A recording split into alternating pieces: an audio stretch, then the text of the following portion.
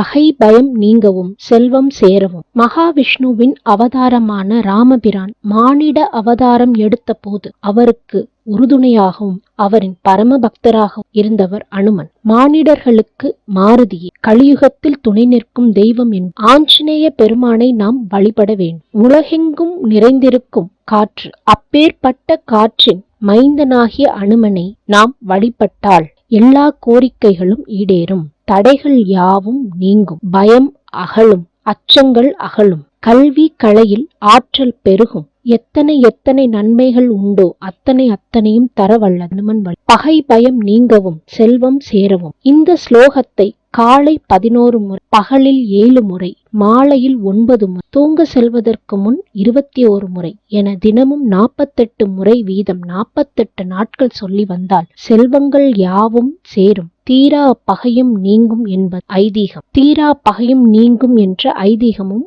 காப்பீர் எம்மை பகை தன்னில் கடும்பகை கொள்ள பொறுப்பீரே, காக்கும் தெய்வம் நீரன்றோ கடுந்தீர் தசக்ரீவனை அன்று மாருதம் அணைய அனுமனே மட்டில்லா செல்வமும் தருவீர், ஆறுதல் அவனே வஞ்சம் அகற்றிடும் வீரனும் அவனே, தேறுதல் அடைந்திடு நெஞ்சே தினகரன் மானியை போற்றும் புண்ணியா காக்க வேண்டும், போயினை இலங்கை நீயும் பன்னலம் பெற்றே நீண்டாய் படைக்க நீ எங்களுக்கே.